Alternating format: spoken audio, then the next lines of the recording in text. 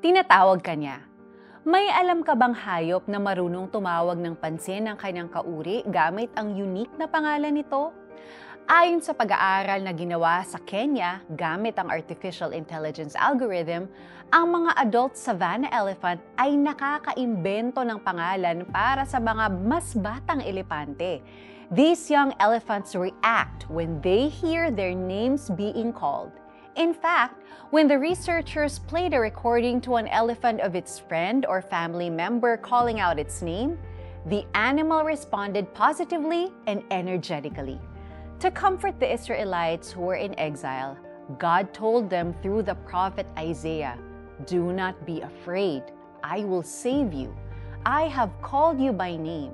You are mine." Ang mensaheng ito ay paalala sa mga Israelite na tinawag sila ng Diyos para maging Kanya. At kung ganon, hindi niya sila pababayaan. Iingatan, sasamahan, at aalagaan niya sila kahit na o lalo na nga kung dumadaan sila sa paghirap at peligro.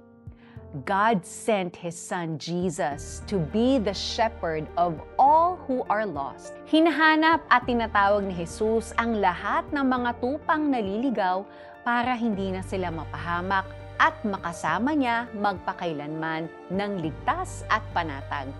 Kumakatok siya sa puso natin para tanggapin siya sa ating buhay. At kung kinilala na natin siya bilang Savior and Shepherd of our soul, we will hear His voice through the Holy Spirit dwelling in us. Napakasarap malaman na Jesus calls us by name.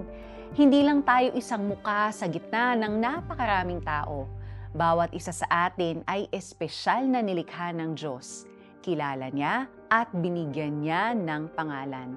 Iingatan niya tayo, sasamahan, at aalagaan sa lahat ng sitwasyon. Hindi ka ba niyan kikiligin at magtatatalon sa tuwa? Thank you, Lord Jesus, for calling me by name and for the assurance of your protection and guidance. I believe in you and trust in you. In Jesus' name, amen. List the names of people that the Lord will put into your mind.